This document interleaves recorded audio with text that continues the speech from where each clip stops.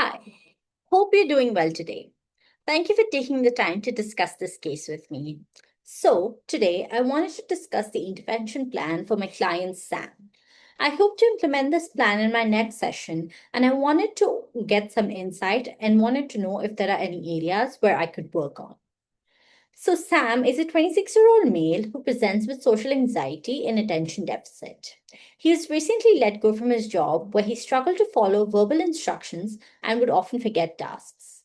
Presently, he's finding it difficult to apply for new jobs or initiate social contact despite having a group of close friends. Sam also finds it difficult to finish tasks and to stay focused. He also reported a fear of being judged and evaluated in social situations and job interviews, respectively, which has left his mom feeling frustrated at him. In terms of his history, Sam's parents divorced when he was 12, and his sister was previously diagnosed with anorexia. He shared that since he was young, he's felt uncomfortable talking about his anxiety to his family. Instead, he would turn to video games to escape from anxious thoughts. He has no history of substance or alcohol abuse and has denied any thoughts of self harm or suicide. After reviewing Sam's case, my focus for the next session is to help him begin re engaging with some of the activities that he's been avoiding, for example, job seeking or social contact. The short term goal for the next session is to introduce him to some simple behavioral strategies that will build both our awareness of the triggers underlying his anxiety. These strategies will also help Sam and I in understanding his thinking patterns before and after anxious events. Lastly, the long term goal is to reduce Sam's anxiety, manage avoidance behaviors, and support any cognitive difficulties. Most importantly, I hope to equip him with the tools to identify and change maladaptive thinking patterns. Keeping this in mind, I believe cognitive behavioral therapy or CBT is the most appropriate for Sam. It is an extensively researched modality that has met NHMRC's grade criteria, supporting its effectiveness for treating anxiety. It can give Sam a framework to understand his thoughts and negative emotions and how to manage them long term. Given his tendency to avoid negative situations and emotions, behavioral interventions within CBT could be the right start. This can help the both of us understand his avoidance patterns and how we could gradually reintroduce these situations to reduce his anxiety. Now, I do understand that Sam also presents with possible cognitive difficulties, but I believe his current distress is strongly linked to his social fears, which can keep interrupting his daily functioning. Therefore, addressing them first could reduce some avoidance and give space for proper intervention for his cognitive difficulties later on. I would appreciate knowing your thoughts about this approach. Additionally, I don't think he's ready for cognitive restructuring just yet. So, for now, I want to build on to focus on some behavioral strategies. For example, activity scheduling and self-monitoring to help us build some insight into his thought process. More specifically, I would like Sam to complete one job related and one socially related homework between sessions. I would also like for Sam to track his anxiety using the subjective units of distress or SUDS rating and record anxious thoughts and behaviors in a self monitoring template.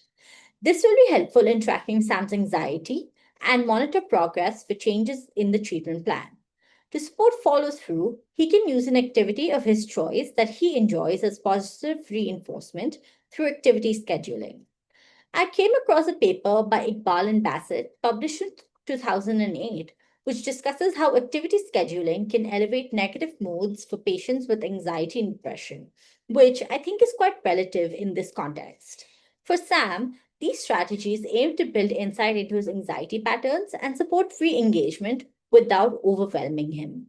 I would appreciate any feedback on if this is the right approach or if any part can be readjusted to better suit Sam. With the modality chosen, I would also want to focus on any possible challenges in implementing this plan. Sam has reported that he can get anxious around evaluations or anything that feels like an evaluation. So instead of calling it homework, I plan to refer to it as out of session tasks to make it less overwhelming. I'll also reassure to him that it's okay to make mistakes or miss tasks We can always go over them in session. This should reduce any fear and make the process more supportive for him. Sam also struggles with distractibility and loses focus easily. So, keeping tasks simple and easy to understand is key. Making the log templates visually engaging can help combat any cognitive overload and make them less daunting. Additionally, giving him a reward for positive reinforcement for tasks and completing logs can be a good way to overcome his distractions. From my end, I'm aware of my tendency to jump ahead into cognitive restructuring, but I am reminding myself to slow down. For Sam, it's important to first gain insight into his patterns and triggers before trying to change them. Additionally, I know I need to be careful not to overload the session with information and task ideas. I want to pace the session well and introduce more tasks once I can see progress in the previous ones. I understand that there are many client and clinician factors that I might have missed, so I would really appreciate your suggestions in identifying them and managing them in future sessions. Having figured the basics out, this is how I plan to carry out the next 50-minute session. I'll start with the 5-minute check in and I'll explain the session structure, and we'll collaboratively set an agenda that Sam is comfortable to proceed with. I aim to spend the next 5 to 7 minutes introducing CBT as Sam's therapeutic approach. I'll explain CBT's behavioral focus and its link to Sam's avoidance and anxiety patterns. I'll also explain why this approach is appropriate for him, using his case history as examples while answering any queries that he might have. Next, I'll reintroduce him to the SUDS rating, which will take around 3 minutes, and practice using it with Sam so he feels confident in using it to track his anxiety. For the next 10 minutes, I'll introduce him to self monitoring. I'll give Sam a template to log in any anxious events that he faces and record the SUDS ratings before and after them. We'll go through the logs together so it doesn't overwhelm him. I'll also explain how this will work in identifying his triggers and thought patterns better. The next 15 minutes will be allocated to activity scheduling. Together, we'll choose one job-related task, for example, viewing job ads and noting a skill that Sam possesses, and one social task, calling a close friend for 5 to 7 minutes. After each activity, he can reward himself with gaming, something he already enjoys as positive reinforcement. This will hopefully change a coping mechanism into positive reinforcement and reduce distractibility. This will also be a good point in the session to reassure Sam that these strategies aren't an evaluation and it's okay to make mistakes or forget tasks sometimes. We can work through any challenges together, and that therapy is a collaborative process. The next 5 minutes will be spent in troubleshooting Sam's queries. I'll check if Sam has any barriers in completing the tasks and we'll problem solve together. My aim here is to build Sam's confidence and reinforce the collaborative nature of therapy. Finally, we'll wrap up the session with a quick recap of the tasks and check Sam's comfort level with them. I'll reiterate that it's okay to feel uncertain, and any challenges that come up between sessions will be solved together in the next session. So, overall, this session is about focusing in understanding Sam's thoughts and behaviors and building a rapport with him to motivate behavioral change.